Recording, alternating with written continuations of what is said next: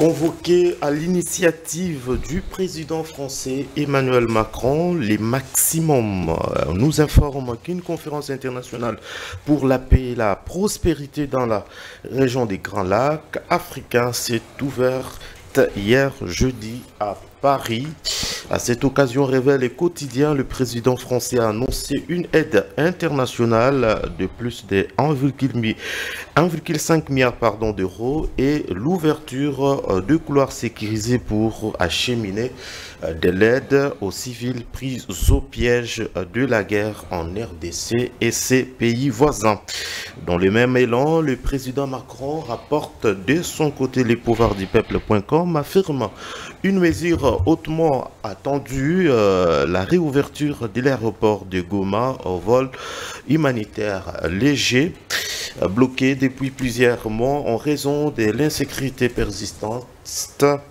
Ces gestes permettra de faciliter l'acheminement rapide de l'aide humanitaire vers les populations vulnérables du nord et sud Kivu, encore prises dans le taux de conflit armé. Face à un parterre d'urgence, Félix Tshisekedi nous dit, Info 27, a tenu un discours ferme pointant la responsabilité directe du M23 AFC et du Rwanda dans la crise humanitaire qui ravage l'Est de la République. Autre chose, sauvons le Congo, nouveau visage de la Kabylie, titre de son côté les Maximum, qui indique que le nouveau recoupement politique semble destiné à se substituer au Front commun pour le Congo, l'ancienne plateforme politique de sa majorité en perte de vitesse depuis son remplacement à la tête de la RDC. Puisqu'on parle de sauvons la RDC, signalons que Christian Mondo a officialisé la rupture entre Moïse Katumbi et Joseph Kabila. Selon Info 27, les divorcés est désormais consommé sur le plateau des Dites-nous la vérité. Le député national Christian Mondo a mis fin à l'équivoque entre Joseph Kabila Kabange et Moïse Katumbi.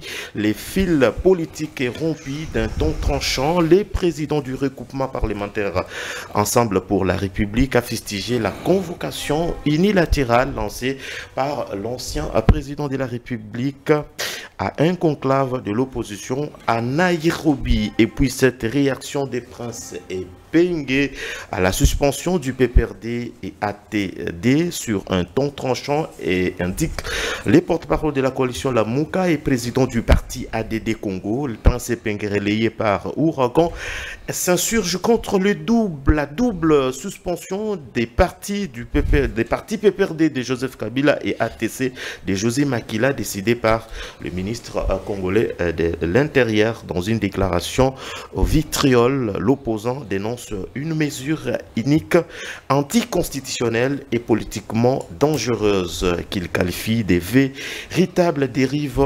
autoritaires du pouvoir en place. Pour terminer, Matata Mponyo perd son siège à l'Assemblée nationale, nous apprend vraie thématique. Cette décision souligne les tabloïds fait suite à la condamnation définitive de l'ancien Premier ministre par la Cour constitutionnelle qui l'a également frappé d'une interdiction d'exercer toute fonction publique à quelque niveau que ce soit. Mesdames et messieurs, merci et surtout bienvenue dans votre magazine Grande Tribune.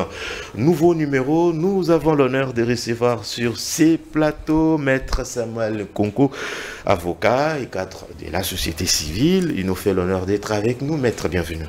Merci beaucoup Daniel. J'ai encore plus de joie au fond de moi de te revoir après plusieurs semaines. Merci maître. Je te dis infiniment merci d'avoir songé à moi à prendre part à ces débats citoyens que j'espère du reste être réellement enrichissant pour l'opinion qui aura à nous suivre. Je salue à la même occasion les co-débatteurs dont je vous laisse la primeur de pouvoir présenter.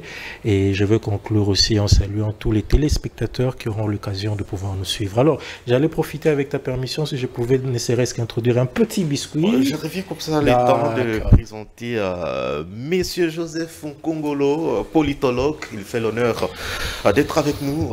Bienvenue, Monsieur Joseph. Merci Monsieur Daniel, pour cette occasion que tu m'offres encore d'être de partager le plateau avec les deux amis, Maître en particulier, que j'ai déjà eu à rencontrer 2 ou 3 fois. Je salue aussi tous les téléspectateurs qui nous suivent en ce moment. Je crois que nous serons à la hauteur de répondre à leurs attentes. Messieurs Larousse Mouya, cadre de l'IDPS, tu sais qui est avec nous sur ce plateau. À vous également, bienvenue. Merci à vous, merci de m'inviter et merci à tous nos compatriotes qui nous suivent depuis leurs écrans à la maison, partout où ils se trouveraient. Mes salutations aussi à mes 2 co-débatteurs ici. Comme l'a dit Maître Samuel, je crois qu'on va avoir un échange assez ouvert et républicain pour l'intérêt de la nation. Donc voilà. Ça nous fait l'honneur de vous retrouver encore dans Grande Tribune. C'est un plaisir à chaque fois que vous laissez vos préoccupations et venir à chaque fois répondre à nos questions. Vous ne savez pas combien nous sommes contents et au nom de la Grande Tribune, vous disons merci d'être là. Alors, Maître, vous avez 2 minutes pour votre Merci beaucoup. biscuit. C'est juste pour une petite mise en bouche qui sera carrément couronnée des 2 dames. La première dame à qui je pense aujourd'hui, c'est d'abord l'enseignante que nous regrettons aujourd'hui, Madame Elombe Bonnette, dont le funérail, je crois, devront se tenir dans les jours qui viennent.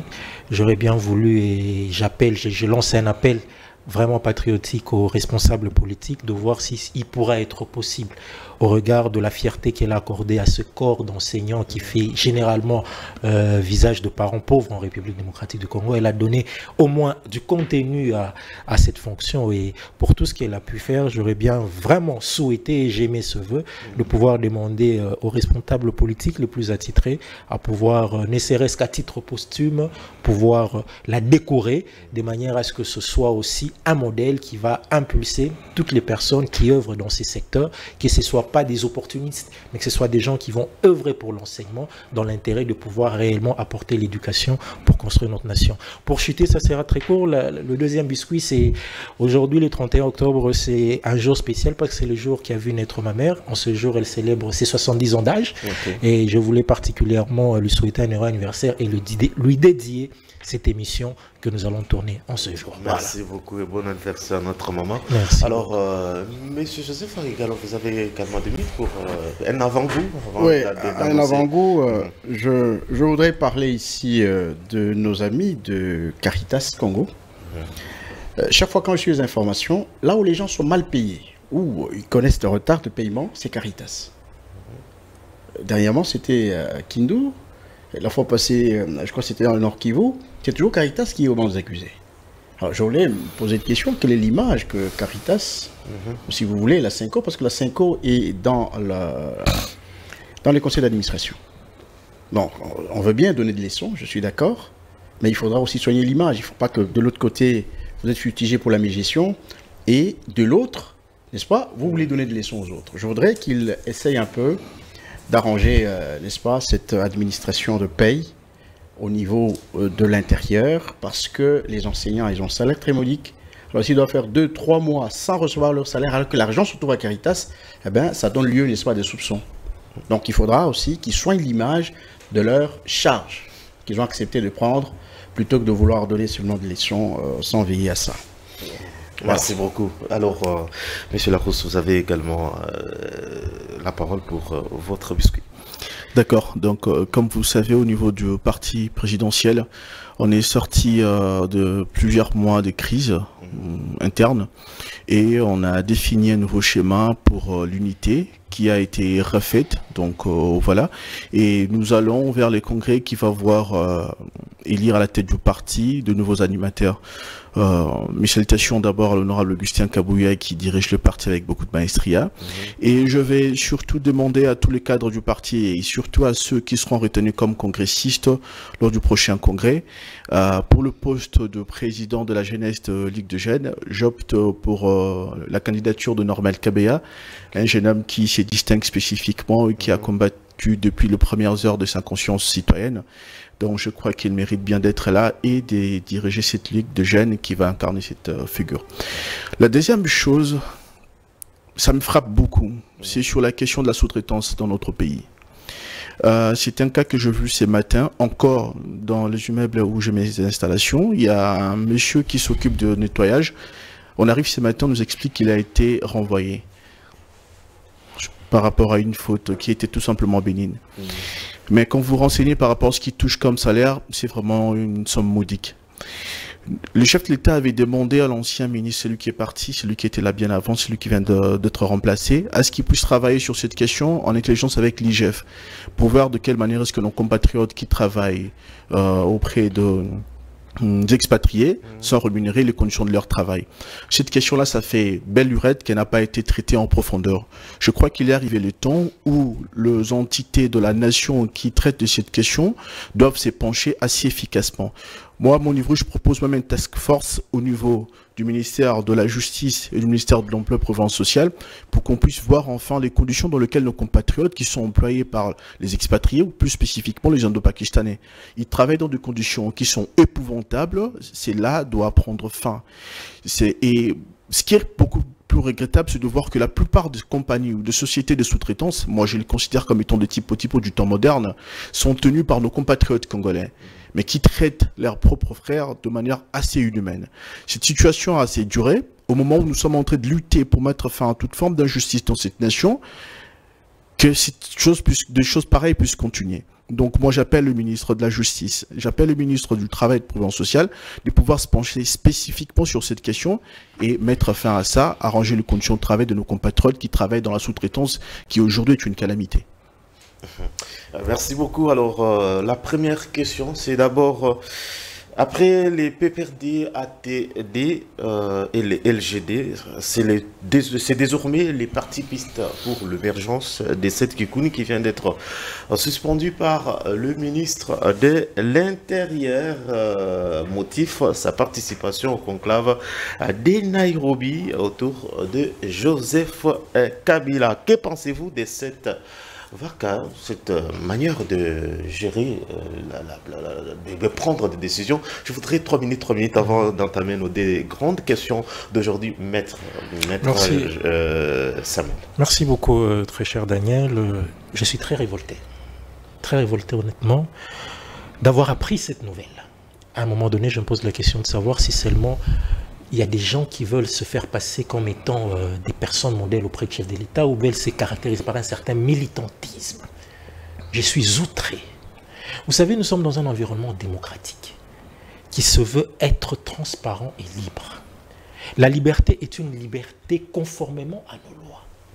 Je comprends très mal que dans le cadre dans lequel nous sommes présentement, dans un cadre politique marqué plus particulièrement par des discussions, nous sommes dans un processus de sortie de crise.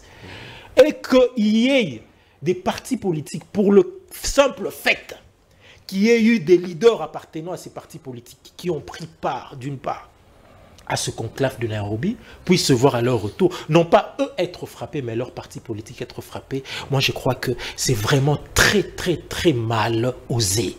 Pourquoi? Parce qu'il y aura des répercussions. Quelles sont les répercussions? Premièrement, vous savez qu'il est régulièrement non autorisé dans plusieurs structures internationales. On essaie de pouvoir sonder le niveau de la démocratie en République démocratique. Pas seulement en République démocratique du Congo, mais dans plusieurs pays africains. Imaginez-vous dans les jours qui viennent, lorsqu'il y aura un sondage dans ce sens-là, quelle est la température de la vie démocratique en République démocratique du Congo? Est-ce que cette façon de faire est une façon qui permet réellement à notre environnement politique d'être vanté, ou c'est une manière de faire qui va carrément clasher notre environnement politique? Mais qu'est-ce qu'on leur reproche? Les motifs ici. C'est quoi le motif? Sa participation au conclave. Est-ce que prendre part... Kabila, jugé, condamné pour avoir été les cerveaux moteurs de la rébellion de l'Est. Vous savez, nous ne devons pas confondre le contexte dans lequel nous sommes aujourd'hui. C'est un contexte politique, comme je l'ai dit tantôt, marqué par des discussions en vue de pouvoir sortir d'une crise. Il serait mal indiqué de procéder par des actes qui soient de nature à davantage crisper l'espace politique. Ce n'est pas indiqué. C'est une frustration de plus. C'est une frustration de plus. C'est vrai, est-ce que le fait de pouvoir tenir une rencontre en dehors du pays fait des participants des criminels? La grande question est que prépare Joseph Kabila? Mais écoutez, ça c'est une autre manche de choses. L'infraction est individuelle à la base. Mais même s'ils ont pris part à ces assises avec le sénateur Aviv, avec l'ancien chef de l'État, est-ce pour autant que ça fait d'eux aussi des coupables? Est-ce que le fait d'échanger avec une personne condamnée fait de vous un coupable? C'est conformément à quelle loi là? C'est conformément à quel droit? De quel pays? De quel environnement? C'est de la sécurité nationale qui s'est fait. Écoutez, il faudra qu'on fasse attention de pouvoir poser des actes militants à des hauts sommets des responsabilités. Le président de la République n'a pas forcément besoin de ça. Dans l'histoire politique de ces pays, il s'est tenu des assises politiques de l'opposition en dehors du pays. Ce n'est pas une première. Ce n'est pas une première.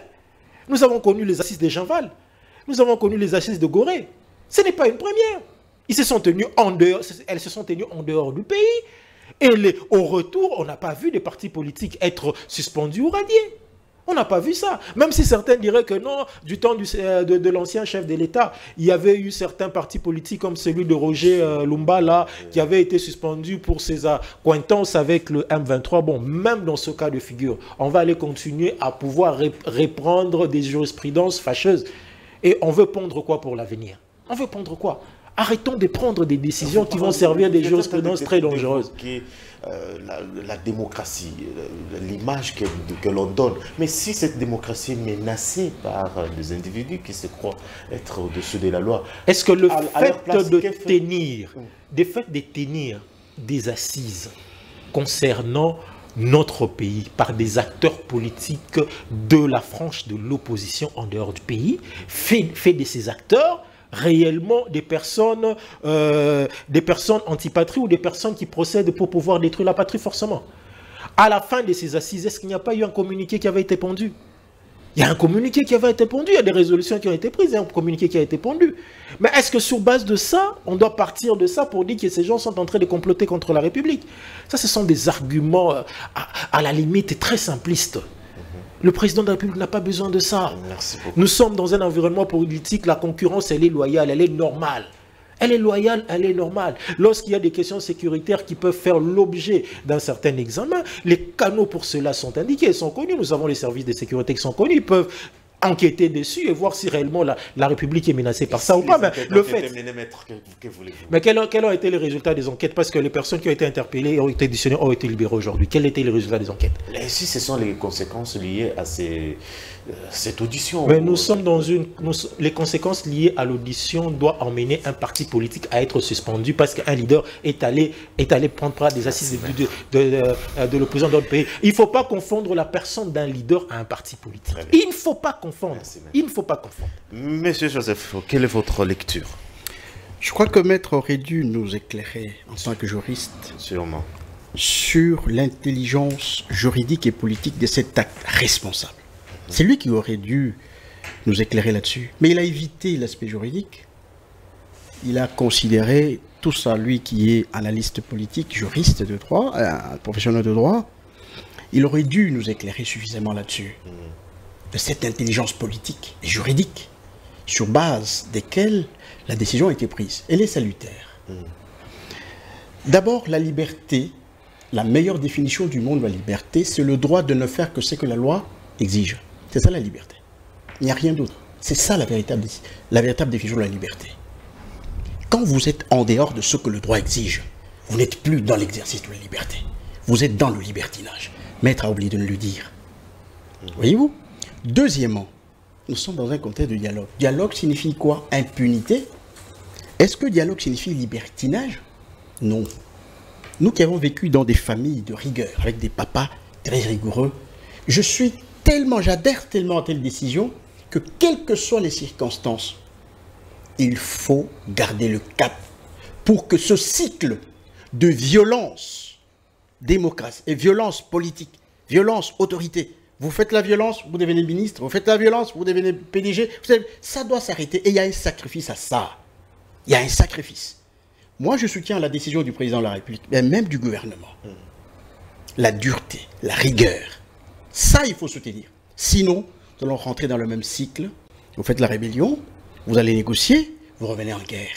Monsieur Kabila n'est pas un individu simple. Comment voulez-vous? Le symbolisme dans la vie, si vous voulez faire la politique, comptez sur le symbolisme.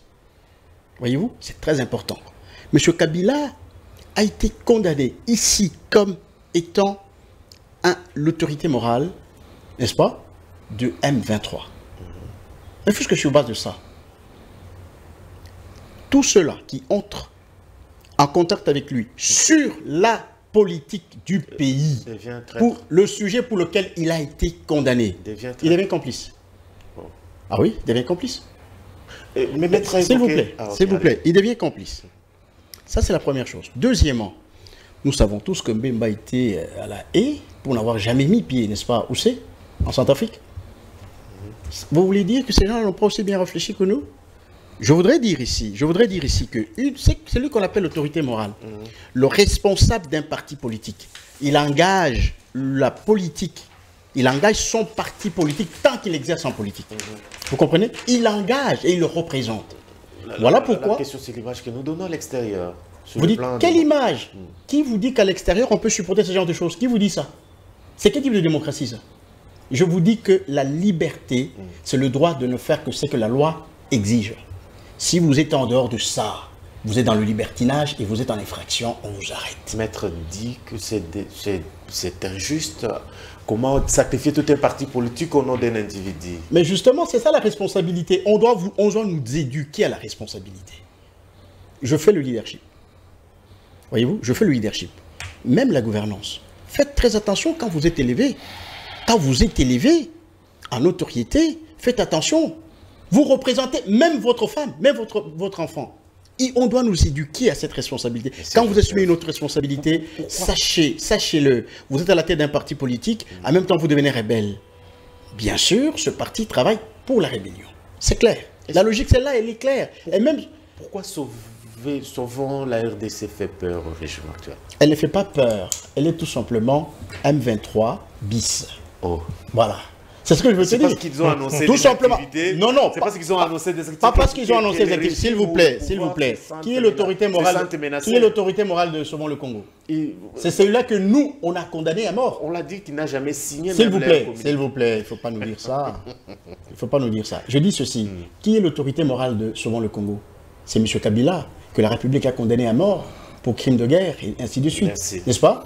Donc, moyennant ça, même sur le plan, même maître que vous voyez ici, le jour où l'État, le gouvernement congolais le prendra pour défendre la République, il va pondre des arguments pour confirmer effectivement que M. Kabila est complice.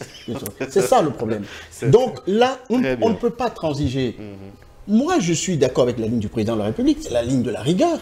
Vous avez suivi le discours de France. C'est le même discours avec des invariables de tous les jours. Merci. Mais c'est le temps qui a changé. Okay. Donc, je suis tout à fait d'accord. Il ne faut pas faire... En plus, je reviens, s'il te plaît.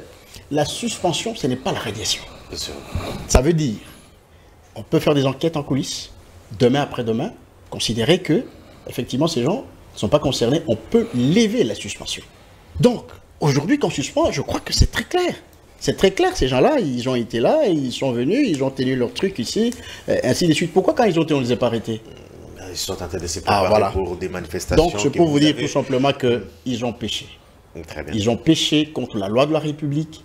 Il ne faut pas transiger parce qu'on est dans un contexte de dialogue. Non, le dialogue ne signifie pas libertinage ou impunité. Non. Merci. Monsieur Laroussa, quelle est votre lecture par rapport à cette vague de suspension? La question, il faut voir avec qu'est-ce qui s'y sont mis. Mais parlons du cas Kabila spécifiquement. C'est un ancien chef de l'État. Son comportement, après ce qu'il a occupé comme mandat à la tête de notre nation, est cadré. Par rapport à ce qu'on a... à ce qui s'est lui-même d'ailleurs créé comme loi sur mesure par rapport aux anciens chefs de l'État. Il lui a interdit toute forme de partisanerie. Je n'invente rien. Nos textes sont là. Mais qu'est-ce qui se passe? Kika nous explique quoi? Kika Ibn Karoubi, qui est l'un de ses proches collaborateurs, que Joseph Kabila était dans la droite ligne sur le plan idéologique avec le combat mené par les M23. Lui-même, Kabila, de sa propre bouche, qu'est-ce qu'il nous explique? Que le combat mené par les M23 était légitime et que cela était l'aspiration du peuple congolais. Aspiration du peuple congolais que de voir des villages brûlés, de femmes violées, nos compatriotes massacrés. Il a le culot, ce monsieur. Il a le culot. Après tout ce que cette nation lui a donné.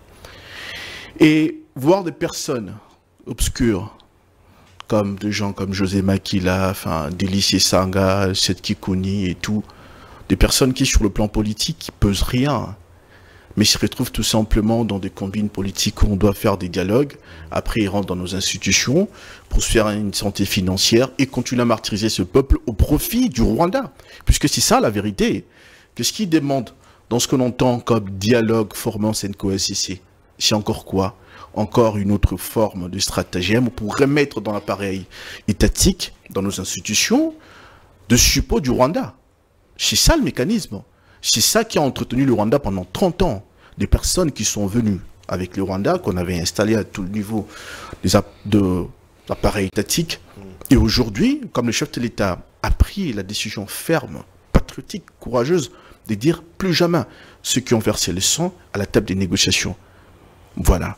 C'est ça la vraie question. Donc, tous ceux, et là ils sont en train d'aider cette nation. Nous sommes en train de renaître en tant que nation. Mais pour renaître, il faut nous débarrasser de tous ces scories, tous ceux qui ont sucé le sang de cette nation et qui ont laissé notre peuple au bord du chemin. Des gens comme ça. Et on ne va pas se gêner. Moi, je crois qu'on doit aller avec des mesures plus fortes encore. Donc voilà. Sauvons les RDC. Qu'est-ce que c'est? Ce n'est qu'une forme de prolongement politique de ce qu'ils sont en train de mener sur le terrain. Avez-vous entendu celle de ce monsieur condamné, ce que Paul Kagame, Bissi, moi, Makenga et tous les autres Nanga sont en train de faire sur le terrain? Jamais. L'autre là, c'est encore qui? José Makila, il a perdu son latin face à votre confrère de Top Congo. Il n'arrivait pas à nommer le Rwanda. Innommable. Vous dites patriote, vous dites que vous voulez sauver une nation, mais vous êtes incapable d'indexer le mal d'où le mal est venu. Et ils ont l'audace d'expliquer au peuple congolais que le mal c'est Tshisekedi. Folie. Parce que cette agression a duré quoi? 30 ans. Enfin, même un enfant qui serait à l'école maternelle aujourd'hui, il sait qu'il y a 30 ans, l'actuel chef de l'État n'était pas aux commandes. Ceux qui étaient aux commandes, c'était des gens comme Sessanga, parce qu'ils avaient versé le sang du peuple congolais, parce qu'on avait été boutiqué quelque chose qui y revenait. Ceux qui étaient aux commandes, c'était des gens comme José Makila, qui de toute son existence n'a jamais rien donné à la République, mais des gens à qui la République a tout donné. Des gens comme Kabila à qui la République a tout donné, qui aujourd'hui veulent perpétrer encore ces cycles de violence où eux-mêmes s'enrichissent et le peuple ne s'y retrouve pas. Donc non. On doit aller avec des mesures comme ça, des mesures fortes. Et j'ai une chose à dire sur la démocratie. Allez-y comme ça, on prend... J'ai entendu l'inquiétude de Samuel sur la question de la démocratie, sur tout ce qui est mené comme sondage. Voilà. Et on va voir à quel niveau est-ce qu'on se trouve. Je crois qu'on ne guérit pas quelqu'un qui est malade avec des bonbons. On le guérit avec des médicaments qui sont en mer. Donc, si une démocratie soit tête, ne vous permet pas d'avancer, de reconstruire votre nation, ou ces mesures, selon le maître, s'il faut, à un moment donné, être ferme pour restaurer la nation, restaurer la patrie, il faut, puisque la République, c'est aussi un régime de fermeté. Donc voilà. Merci beaucoup. Conférence des Paris, quel impact pour les retours de la paix dans les Grands Lacs? La première question, je vais la poser à tout le monde. Que faut-il réellement retenir de la conférence des Paris sur la paix dans les Grands Lacs? Maître, est-ce que vous avez une réaction par rapport à la première question? Parce que elle ne manquera pas. De noter avant de prendre la question des conférences des Paris. D'accord. Merci beaucoup, très cher Daniel. Vous avez 5 minutes. Merci. Je salue d'abord l'intervention très vertébrée de mes prédécesseurs. Ils vont me permettre de manière élégante à pouvoir poser un mot sur tout ce qu'ils venaient de dire. Allez-y. Je vais commencer d'abord par Monsieur Joseph. Je voulais, pour des raisons pédagogiques ici, que l'on ne laisse pas passer la question liée à la complicité. C'est pas pour autant qu'il y a des gens qui ont pris part à des assises de l'opposition en dehors du pays, avec une personne condamnée, que les dites personnes devront revêtir la qualité de complice. Non. La complicité en droit est un mode de participation criminelle.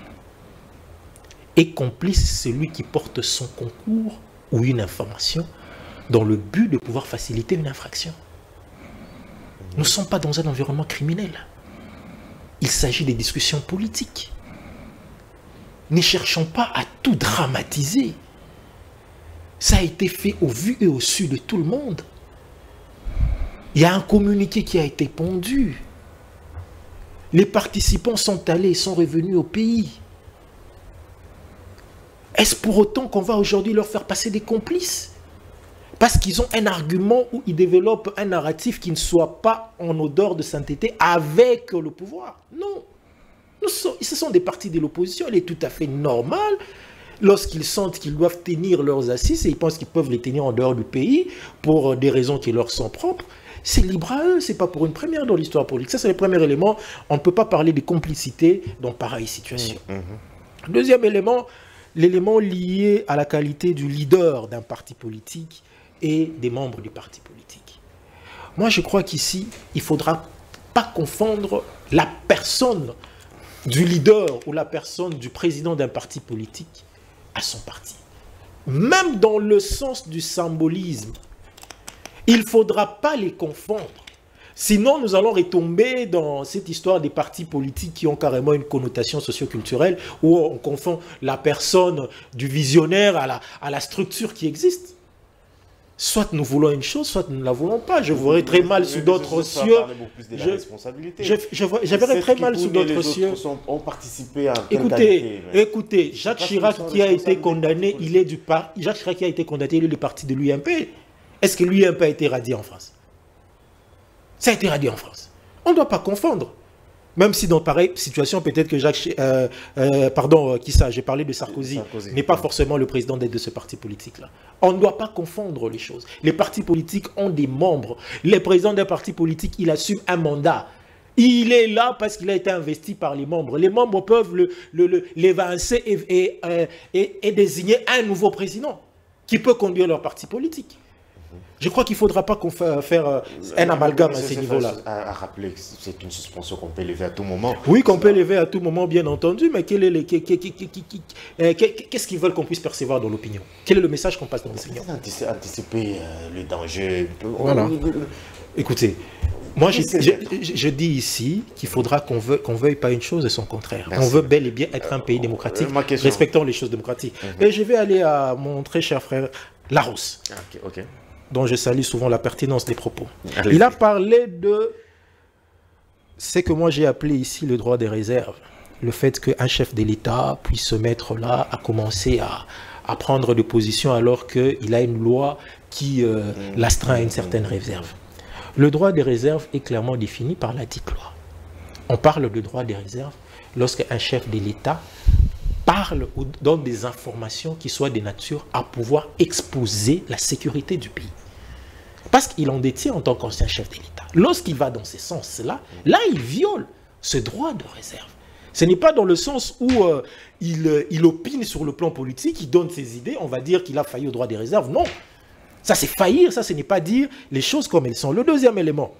La réserve n'est pas que verbale. Les gestes, les actes, tout ça, c'est son de langage. Très bien. Mais bien entendu, j'ai dit que le droit de réserve est défini par la dite loi. C'est ce que je dis. La réserve n'est pas que verbale.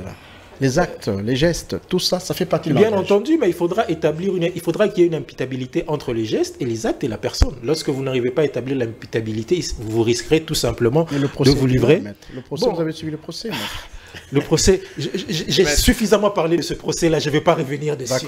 Un procès qui n'est vraiment même pas récupéré par aucune structure, ni sur le plan national ni international. Aucune structure n'a pu donner du crédit à ces procès-là. Le dernier élément, c'est la condamnation de l'agresseur. Est-ce que le fait que les gens se mettent à indexer l'agresseur est la solution de notre sortie des crises? Moi, j'ai l'impression qu'on veut à des moments donnés, donner de l'ampleur à ce qui ne vaut pas. Parlons des choses sérieuses. Il a été tenu ici à Kinshasa des consultations où il y a eu tous les participants qui ont condamné, qui ont indexé le Rwanda. Ça nous a apporté quoi? Nous sommes dans un processus de sortie des crises à tous les niveaux. Et vous voulez qu'à ce moment ici, c'est comme si moi, là, j'ai condamné le Rwanda, ça ajouterait quoi, ça réglerait quoi? Le Rwanda est suffisamment condamné par plusieurs résolutions, même des Nations Unies. Mais ça ferait quoi que moi je vienne le dire ou pas? Ça ajouterait quoi? Ça ajouterait quoi à cela? Ça ajouterait quoi? Le plus important ici, c'est de condamner ou d'indexer ou c'est de sortir de cette crise? Surtout, ce sont des gens qu'on juge être proches ou bien derrière soutenant ce qui se passe à l'Est. Nous sommes dans un processus de sortie de crise. C'est ce qui veut dire qu'on ne peut pas condamner le Rwanda. Mais on ne va pas obliger aux gens d'adopter un narratif de quelqu'un. Je ne suis pas obligé d'adopter votre narratif. Je suis libre de dire les histoires comme je pense. Je ne suis pas obligé d'adopter les narratifs de M. Joseph ou de M. Larousse. Ils peuvent dire les choses comme ils l'entendent. Moi aussi, je les dirai comme je l'entends. Je ne suis pas obligé d'opter pour leur méthode. Mais nous devons parler le même langage, devons être fixés par le même objectif. L'objectif, c'est lequel? C'est de sortir de cette crise. Nous n'en voulons pas de frustration. On n'en veut pas. Les frustrations ont pour alternative ce que nous avons connu jusqu'ici. Pourquoi est-ce qu'on va continuer à prendre des positions? Quoi ça? Condamner le Rwanda, en quoi est-ce que ça bloque? Mais est-ce qu'il n'y a pas plus important que ça? C'est la question que je me pose. Pourquoi ça? Il n'y a pas plus important que ça. On va s'éternaliser sur cette question-là alors qu'il y a plus important que ça. Plus important que ça, c'est de sortir de cette crise. C'est ça qui est plus important. C'est de sortir de cette crise. On ne doit pas passer tout le moment à commencer à utiliser des arguments propagandistes dans le but de se faire accepter dans l'opinion. Ça ne serait pas correct. Voilà. La dernière, vous avez pratiquement... Merci. Mais maintenant, par rapport à la question de... On revient. Non, je n'ai pas abordé votre question par rapport à la conférence de Paris. Ça sera même en une seule... Bon, alors, ça va. On revient. Alors, M. Joseph, à vous également, je vous reviens avec cette question. Que peut-on retenir de la conférence de Paris? D'abord... malheureusement, c'est quand la guerre tend vers la fin qu'il y a un élan de la communauté internationale à travers la France qui organise une conférence humanitaire pour une guerre qui a fait 30 ans. Parce que les 10 millions, ce ne sont pas les 10 millions de la guerre de M23-2. C'est depuis. Donc la communauté internationale a semblé... se racheter? Oui, tente de se racheter parce que la guerre tend vers la fin. En fait, aujourd'hui...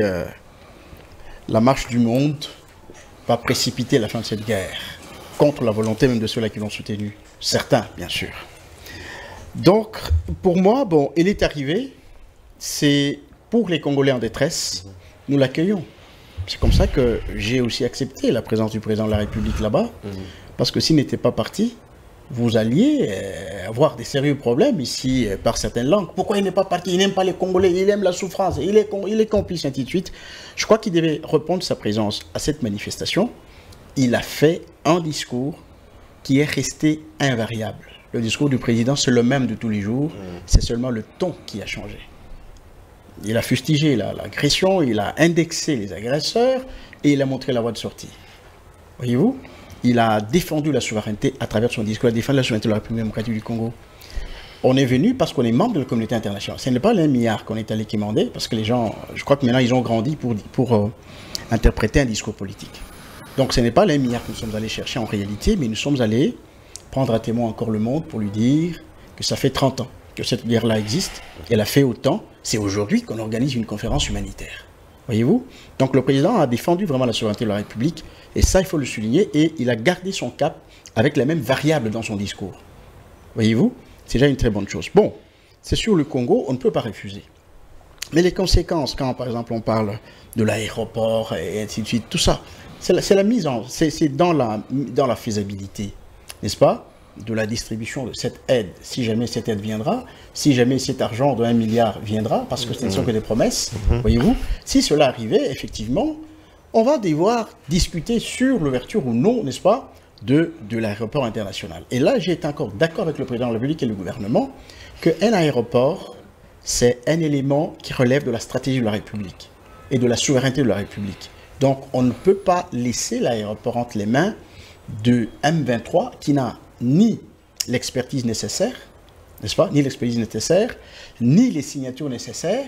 Donc, il n'y a que la République démocratique du Congo, le gouvernement central, qui peut ouvrir un aéroport et le gérer correctement. Sinon, il n'y aura aucun atterrissage, parce qu'il n'y a pas de service attitré. Donc, à ce niveau-là, je crois qu'il n'y aura pas de débat.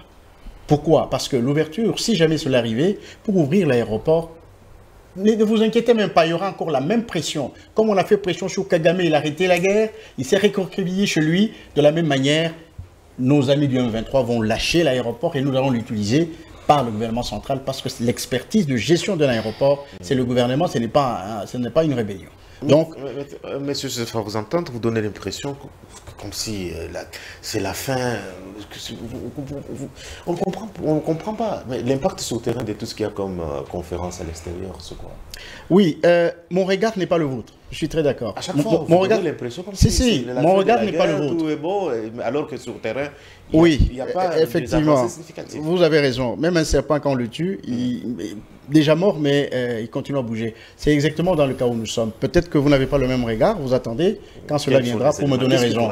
D'abord, le discours du président de la République lui-même à Bruxelles, c'est un discours. Attention, le discours de Bruxelles, c'était une injonction. Quand les gens ont dit que le président de la demandé la paix, c'était une injonction. Parce qu'il a demandé à Kagame de lui faire très vite une offre de paix pour qu'il ne soit pas ridiculisé dans cette histoire. Comprenez? Là encore, Kagame n'est pas venu. Ne croyez pas qu'il n'était pas invité. Il était bien invité. Il savait qu'il allait être mis mal à l'aise. Et je suis très sûr, ça c'est moi, que le président il doit avoir deux discours. Si Kagame était dans la salle, il aurait lu un autre discours. Comme il n'était pas là, il a préparé un autre discours. On va l'achever comme ça sur le plan communicationnel et diplomatique. Et là, il est déjà KO. Il est déjà KO. Kabila lui-même qui a tenté avec la guerre, il a trouvé que de ce côté-là, c'est bouché. C'est comme ça qu'il a réuni, il a emprunté la voie politique pour entrer sur la scène politique. Donc, moi j'ai une autre lecture, je vous dis que la guerre était à la fin. C'est pourquoi je condamne cette conférence, qu'elle est venue à la fin de la guerre. Chacun veut récupérer, tenter de montrer sa bonne foi, son image, ainsi de suite, et tout ça. Moi je dis ceci, ce n'est pas cette conférence humanitaire qui va mettre fin à la guerre. Il ne faut pas parce que j'ai entendu comme si la conférence est la paix. Non. Ici, l'intervention humanitaire se fait pendant la guerre et même après la guerre. Voyez-vous? Donc ça, c'est un détail dans le processus de paix. C'est un détail dans le processus de paix.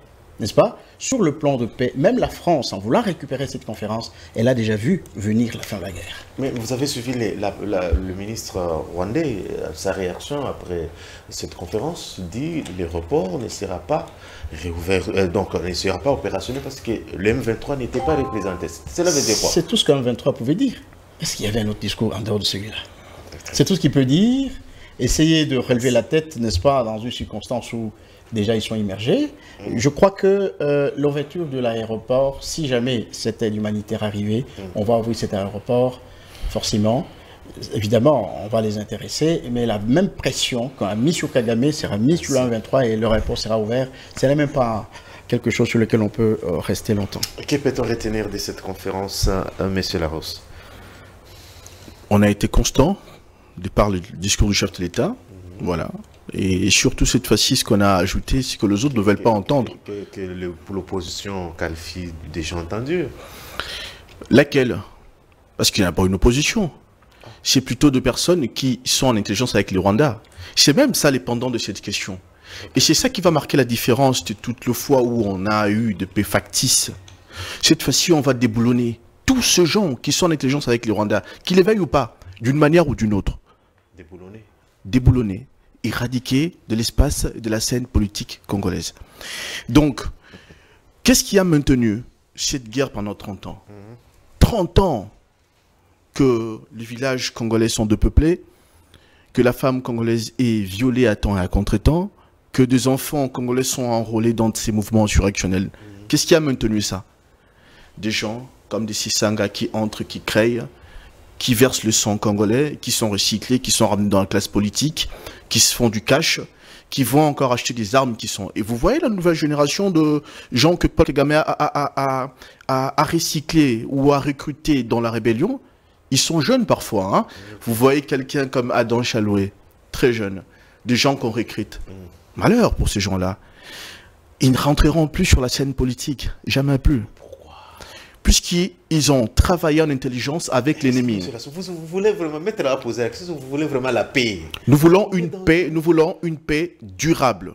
Et on n'aura jamais une paix durable sans justice équitable.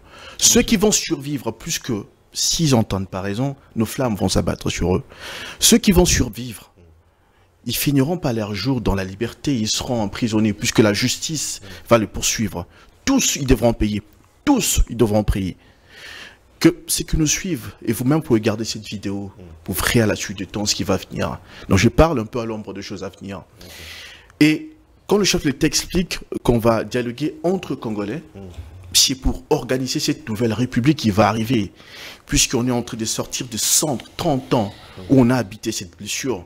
Après cette guérison, on va refaire la république avec des personnes qui sont, comment dire, sincèrement patriotes, au fond d'eux, de gens qui n'ont jamais pris les armes. Pas des Congolais de mauvaise qualité. Pas des Congolais de mauvaise qualité, pas de gens qui ont pris des armes pour massacrer, pour assassiner le leur. Donc voilà. Tout ce qu'ils sont en train de faire, c'est l'agitation d'un serpent qu'on a déjà étêté, mais qui continue à bouger la quai.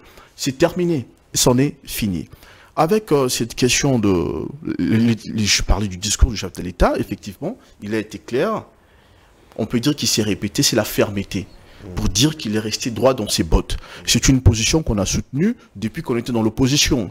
Donc voilà, l'éradication totale de tous ceux qui sont en intelligence avec les Rwandais qui en ont une autre nation. Après ça, c'est la justice. Ça n'avait jamais été demandé auparavant. On a eu des activistes, des acteurs politiques ou sur la scène de la société civile. Je vais citer le docteur Denis Mukwege. Et aujourd'hui, c'est sur le plan institutionnel qu'on démonte là. Et aujourd'hui, nous avons un mémorial pour commémorer le génocide de tout ce qu'on a connu. Donc voilà, personne ne sera mis de côté. Tous ceux qui ont participé d'une manière ou d'une autre, même avant des informations à l'ennemi, ils payeront. Donc voilà. Merci beaucoup, ils payeront, maître, vous avez suivi. Je reviens avec la même question avant de... On retient quoi sur la conférence de Paris? Merci beaucoup. J'aurais bien voulu aussi poser un petit mot par rapport à ça, par rapport à la conférence de Paris. Je crois que la conférence de Paris, comme l'intitulé le dit, c'est une conférence en soutien à la paix et à la prospérité dans la région des Grands Lacs. Et la région des Grands Lacs comporte plusieurs pays, la plupart des pays limitrophes au Congo. Et parmi ces pays, le pays qui connaît une urgence humanitaire, c'est plus la République démocratique du Congo. Et la France est venue aussi comme étant aussi une option à la question des pacifications de l'Est du pays, mais tout en prenant une facette qui est la facette humanitaire. Okay. Elle est bonne, nous saluons cette démarche. Mais une deuxième chose que nous voulions dire, c'est que les montants ou bien les fonds qui sont mobilisés doivent réellement parvenir aux concernés, aux victimes. Le président l'a dit. Nous le souhaitons et nous le répétons. Que les bénéficiaires des fonds qui sont mobilisés doivent réellement parvenir aux personnes les plus concernées. Ce sont les victimes de ces affres de guerre. Et il faut aussi rappeler que les victimes de ces affres de guerre n'en ont rien à faire de nos discussions politiques.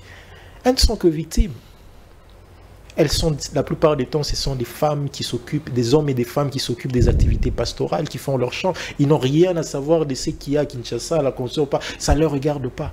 Mais ce sont les personnes qui sont les plus victimes. Voilà pourquoi je ne cesse d'en appeler à la responsabilité de notre classe politique par rapport au règlement de la situation de l'Est de ce pays. Soit nous maintenons le statu quo, soit nous avançons. On en a marre. On en a marre. Plusieurs médiations se sont proposées pour pouvoir régler cette question. Les blocages est à quel niveau selon vous? Le blocage à ce stade se retrouve au niveau des personnes les plus concernées. Kinshasa, le Rwanda et le M23. Ça, je le dis. C'est quoi la responsabilité de Kinshasa de manière claire? Bon, moi, je ne veux pas me faire passer pour celui qui va donner des leçons aux gens.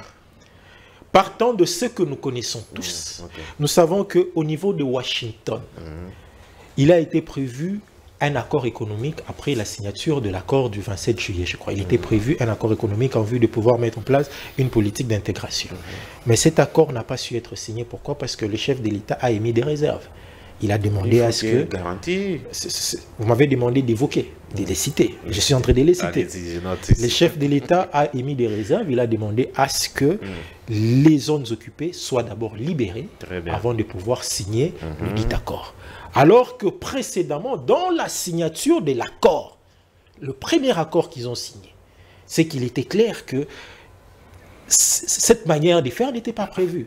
Il était clair qu'il fallait d'abord poursuivre la neutralisation des FDLR avant que les autres, que les Rwandais puissent retirer ce qu'ils appellent leurs mécanismes défensifs. Ça veut dire quoi? Ça veut dire que ce qui a été dit au départ dans le premier accord n'est pas ce qui est dit au moment de la signature de l'accord économique.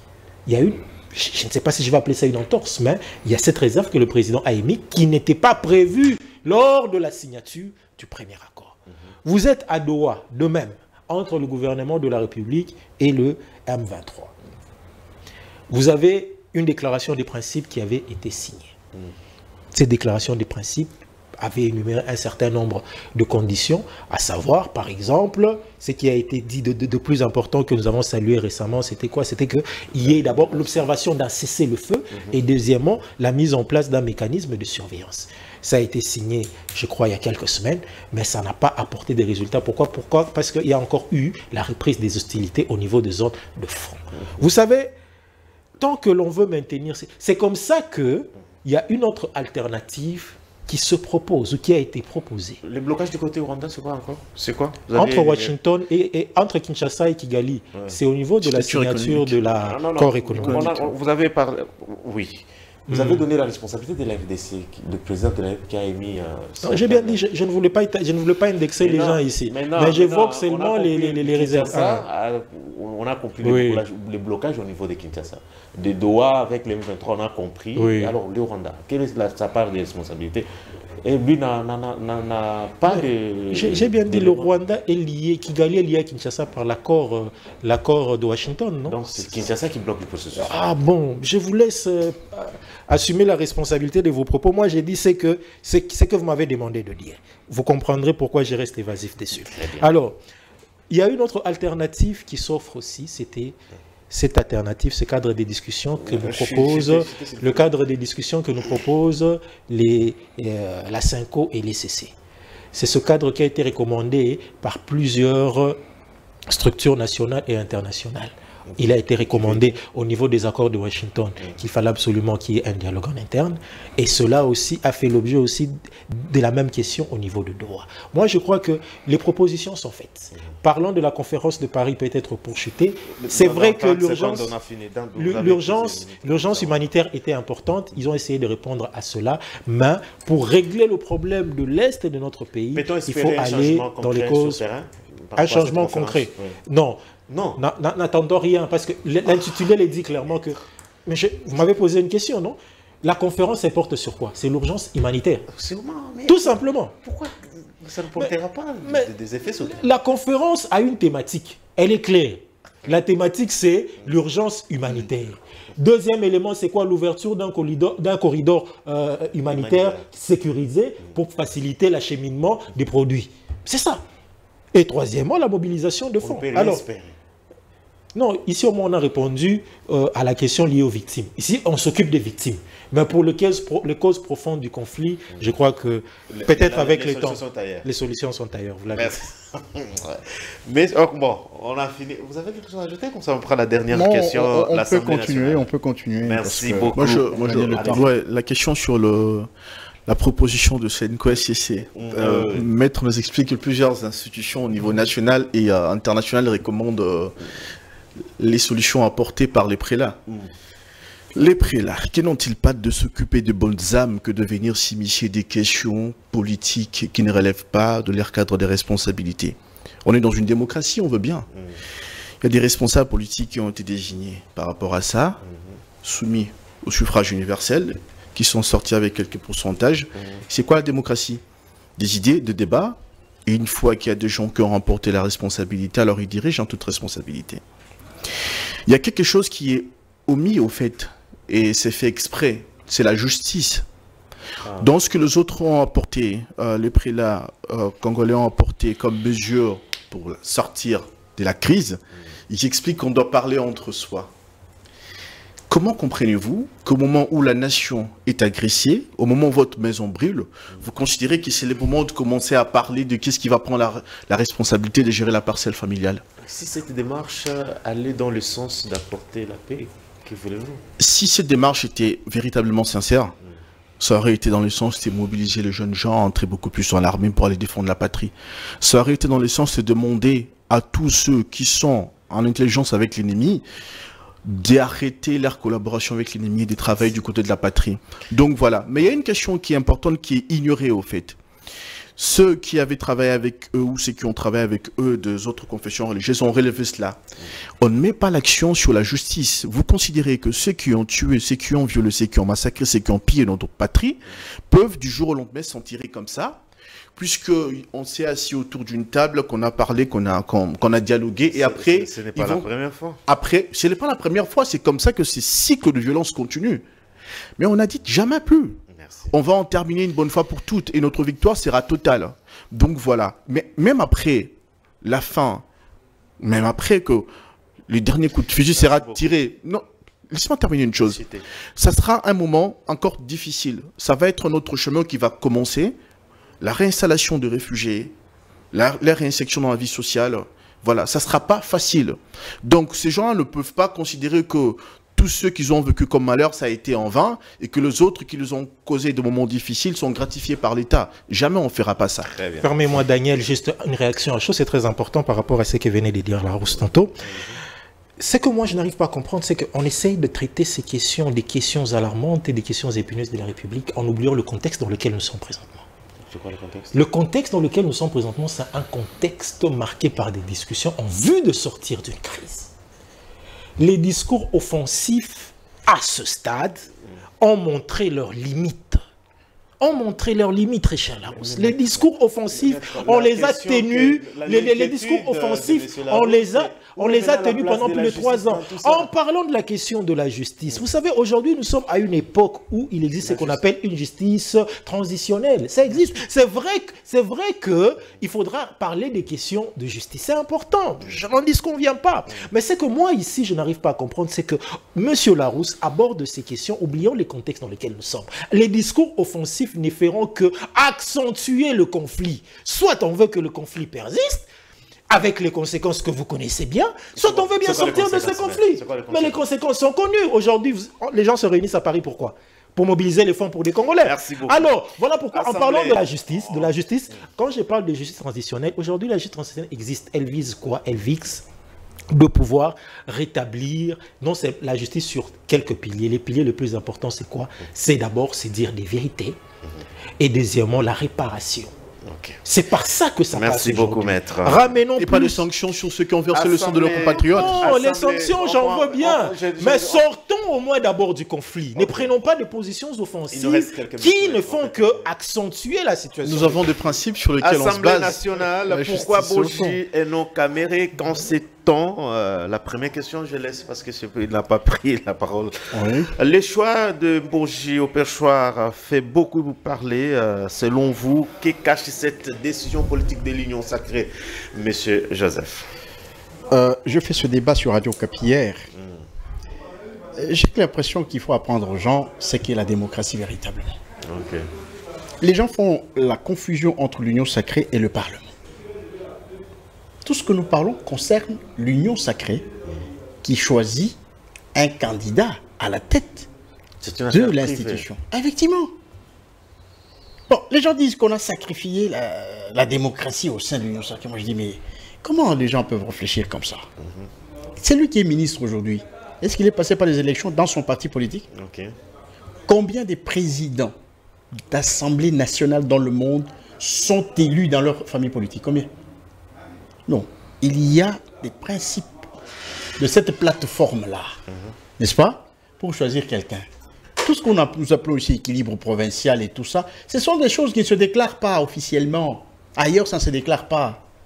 Tout celui qui vient entrer en politique, il sait que, eh ben, nous avons 26 provinces, il faudra que, dans le choix du ministre, que toutes les provinces soient représentées. Ça ne se déclare pas. Mais comme ici chez nous, nous sommes moins politiques parce qu'il n'y a pas une éthique qui est liée à ça. Bon, on en fait des débats quand même sur les télévisions.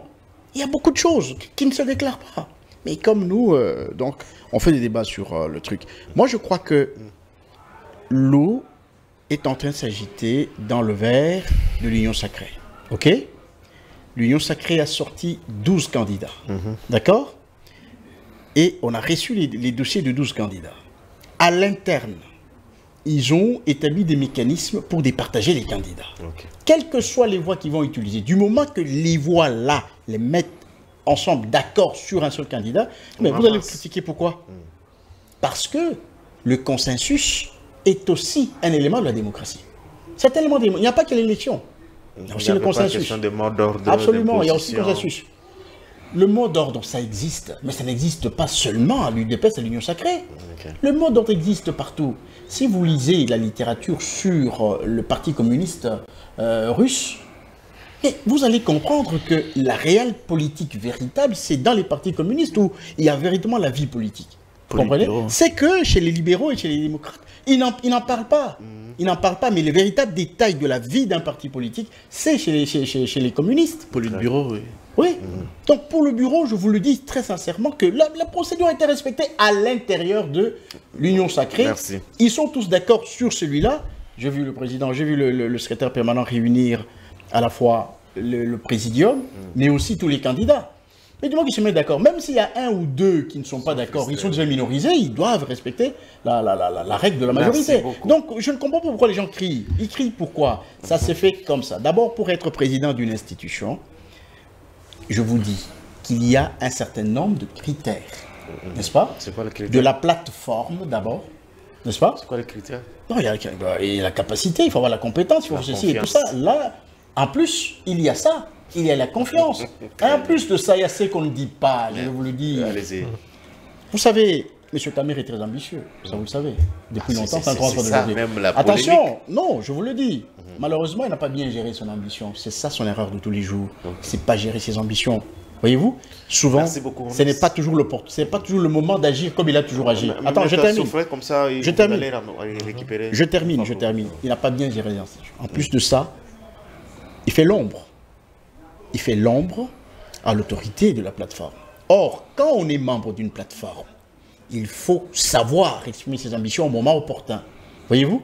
Et tout ça, ça complique le fonctionnement et de l'institution. Vous avez vu, le Kamer a pris le parallélisme pratiquement convergente dans le truc, dans l'intégration du président de la République. Il a fait l'ombre, on l'a effacé. C'est comme ça que ça se passe dans tous les partis du monde. Il ne faut pas croire que ça se passe sur l'UNC, à l'Union Sacrée. Cette question, je l'adresse à M. Larousse. Est-ce que le choix d'Embouji est-il une sanction contre Kamer ou un simple calcul d'équilibre interne? Mais j'aimerais même être simpliste sur la question. Dire qu'elle ne se pose pas. Vous savez, l'IDP s'est accusé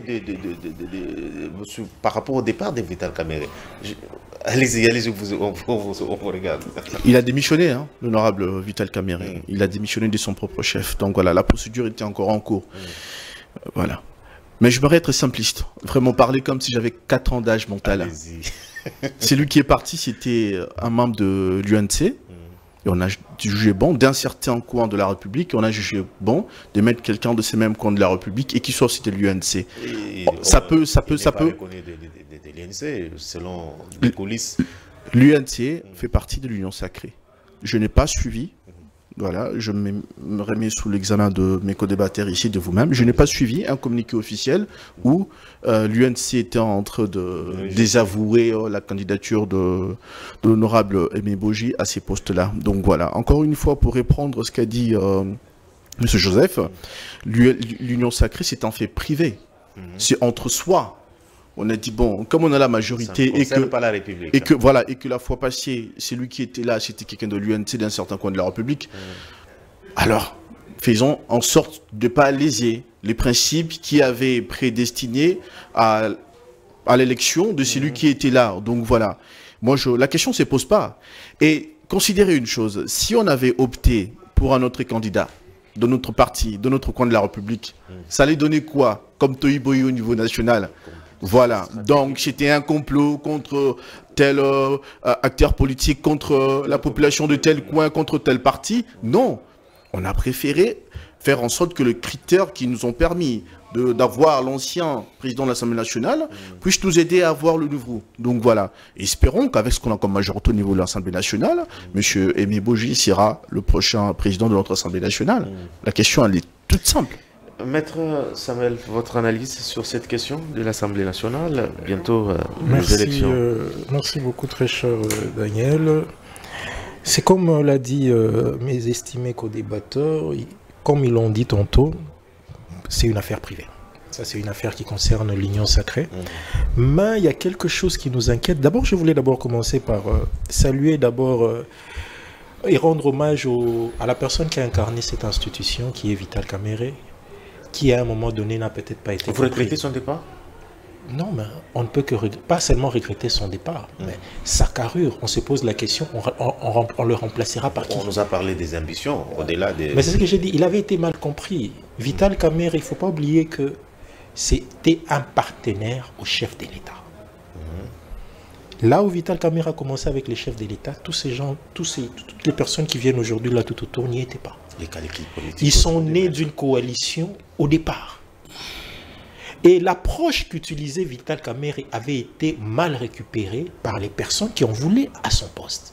Vital Kamerhe ne cessait de proposer une approche au chef de l'État qui soit de nature à pouvoir aller sur une table de discussion avec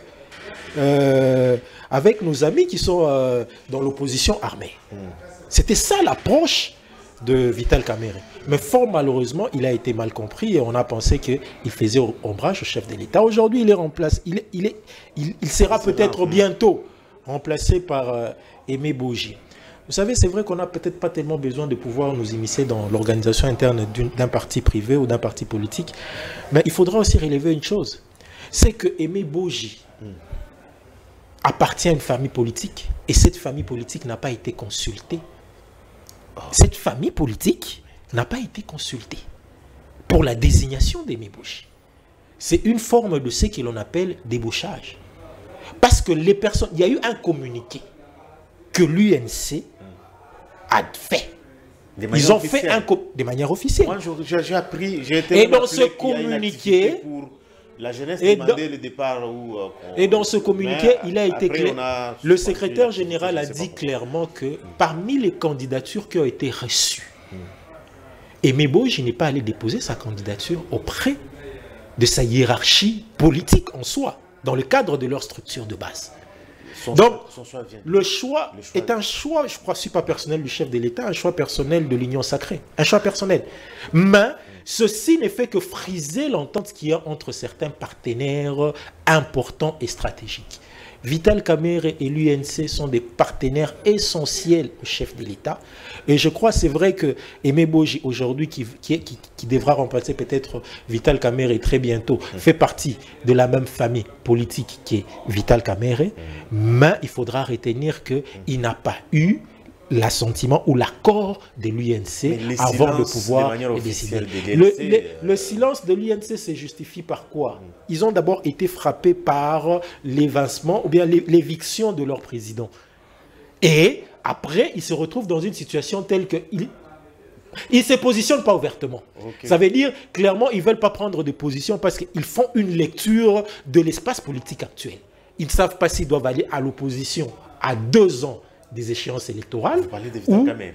Mais je parle de l'UNC. Vous m'avez posé la question pourquoi est-ce qu'ils ne veulent pas se déterminer. Vous m'avez posé la question pourquoi ils ne veulent pas se déterminer. Clairement, ils ont une position telle qu'ils ne savent pas s'ils doivent basculer dans l'opposition et tirer les conséquences de tout ce qui leur est fait, ou s'ils doivent continuer à marcher tête basse dans cette situation. Alors, s'ils choisissent de continuer à marcher tête basse, ça c'est leur affaire dans l'Union sacrée, cela ne nous concerne pas. Nous, tout ce qui nous concerne, c'est qu'on veut qu'il y ait une marche correcte des institutions de la République. Que le président de la nouvelle Assemblée puisse réellement caractériser l'image de la démocratie dans notre pays. Nous ne voulons pas d'une Assemblée qui sera là à devenir une caisse de résonance du pouvoir exécutif. Ça ne servira à rien. Vous pensez que le choix de Boji ne reflète pas l'image de la démocratie parlementaire? Non, nous le saurons uniquement s'il entre en fonction. Ça serait très tôt de pouvoir le juger dessus. Très bien, merci beaucoup. Monsieur Joseph, il nous reste quelques minutes. Votre dernier mot sur cette question et puis on va conclure ensemble. Je voudrais dire d'abord que l'élection du prochain président de l'Assemblée, c'est une élection à mi-session. Il faut faire très attention. Ça veut dire qu'au début de la session, on a fait ce qu'on appelle les équilibres. On avait déjà fait tous les équilibres. Voyez-vous? Alors aujourd'hui, à mi-session, on ne voudrait pas bousculer les équilibres. On a préféré garder les mêmes équilibres. Ça veut dire que Boji est venu de l'UNC et il est du même coin que le précédent. Vous comprenez?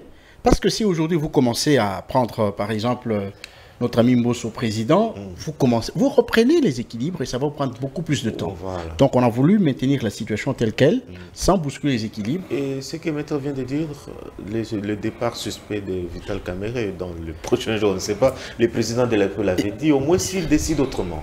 Je dois vous dire quelque chose de très important. Il a dit que Kamer est partenaire du président de la République depuis premier mandat.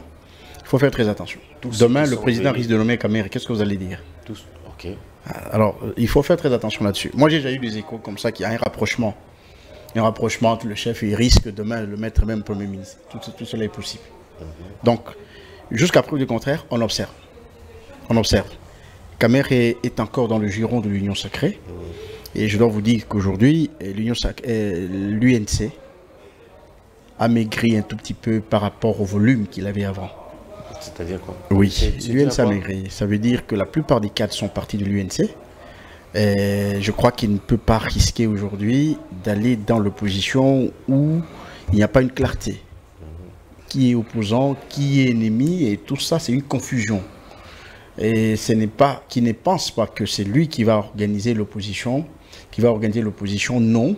Les gens qui sont dans l'autre opposition aujourd'hui, ce sont des gens qui ont toujours été ses ennemis de longtemps. Okay. Donc, je crois qu'il doit réfléchir plusieurs fois avant de pouvoir traverser. Okay. Et je crois qu'il a tout intérêt à jouer un grand rôle dans le bloc hégémonique aujourd'hui, plutôt que d'aller scruter d'autres choses. C'est un responsable politique de premier ordre dans la nomination, un stratège. Et en ce moment ici, je crois qu'on peut réfléchir tantôt, plus tôt, ce qu'il va faire, personne n'a prévu. Et je crois même que le même en ce moment ici, il est en train de se demander ce qui va se passer. Le chef a dit qu'il lui garde son amitié, à moins qu'il ne décide autrement. Donc voilà, on va voir ce qui arrivera dans les temps. Mais le plus important en ce moment ici, c'est qu'ils ont gardé leur poste. Et on a vu au sein de l'ensemble de Moïse Katumbi, eux, ils se sont exprimés de manière officielle pour dire que la candidature de la députée Christelle Vouanga n'est pas du tout celle du parti, puisqu'elle a quitté le groupe du parti depuis un bon moment, et ils ont présenté une autre candidature. Donc ça, c'est vraiment une forme de démarche officielle où des gens se sont exprimés, et pas que dans un coin d'un forban politique. Non, ils l'ont fait de manière officielle au niveau des entités de l'État. Donc voilà, une forme de démarche que l'UNC n'a pas fait. Donc voilà, attendons de voir. Le maître a précisé qu'ils n'ont jamais été consultés. Apparemment, Boji, Sakombi et ainsi de suite agit de manière... Débauché, il ne faut pas hésiter de le dire. Ils sont... Moi... Je ne veux pas me lancer dans les supputations, pardonnez-moi maître, mais je n'ai pas vu un communiqué officiel dans ce sens-là. Donc voilà, attendons voir, bientôt il sera élu, nous l'espérons avec ce que nous avons comme majorité, donc on verra ce qui va se passer par la suite. Maintenant, nous sommes à la fin, on retient quoi pour aujourd'hui? La première question c'était par rapport à la suspension de quelques partis politiques, la conférence de Paris, ainsi que les dossiers Assemblée nationale. Merci beaucoup, je crois pour shooter, de manière ramassée, je ne serai pas très long, je crois que par rapport à la suspension, à cette avalanche de suspension des partis politiques, je crois, j'interpelle et je plaide auprès des responsables du secteur de cesser de prendre des mesures qui n'auront pour objectif que davantage de resserrer l'espace démocratique et de frustrer davantage les gens. Ça ne serait pas bon et ça ne va pas plaider, ça ne va pas vanter l'environnement du chef de l'État. Deuxième élément par rapport à la conférence de Paris, je souhaite à ce que j'émets le vœu à ce que les fonds qui seront mobilisés soient réellement de nature à pouvoir atteindre l'objectif poursuivi, qui est celui de pouvoir agir de manière humanitaire dans les chefs de toutes les victimes qui se retrouvent dans les zones sous occupation. Troisième élément par rapport à la question de l'union sacrée, je crois que ça c'est une affaire qui va régler en interne tout ce que nous voulons, que l'union sacrée et que l'institution Parlement ne soit pas une caisse de résonance de l'activité gouvernementale. Merci Joseph, également, on retient quoi? Ouais, je voudrais dire que je soutiens le président dans la rigueur. Moi j'aime la rigueur. Il est dans la rigueur. On doit arrêter avec le cycle de violence, gouvernement, violence, gouvernement. Il faut arrêter. Il a déjà fait suffisamment de sacrifices. C'est pas mi-chemin qui peut s'arrêter. Qu'il aille jusqu'au bout. Il a choisi de l'être en tant que chef de l'État. Nous le soutenons. Moi, personnellement, je le soutiens. Qu'il aille jusqu'au bout dans la rigueur pour que ce cycle se termine avec lui. Je crois que ça sera... S'il veut accrocher son nom dans l'histoire de ce pays, il faut le faire. Ça, c'est la première chose. Deuxièmement, je voudrais ici dire à nos amis de l'opposition qu'ils ont raté une bonne occasion d'accrocher le président de la République. C'est un homme, il a fait des erreurs dans la gouvernance et dans le leadership n'est-ce pas? Il y avait des points sur lesquels on pouvait aussi essayer de gagner l'opinion sur ça. Mais malheureusement, ils sont toujours à côté de la plaque et c'est Kabila qui vient les désorienter complètement en allant prendre les armes et il vient, il les réunit. Je crois que la saleté, là, je crois qu'il ne va pas les amener loin. D'ailleurs, plusieurs risquent de rater leur carrière politique. Alors, par rapport aux suspensions de partis politiques qui sont en intelligence avec le cerveau de l'agression rwandaise en RDC, qui est Joseph Kabila, le père de l'AFC. Moi, je salue cela, puisque la République, c'est aussi un régime de fermeté. Donc voilà.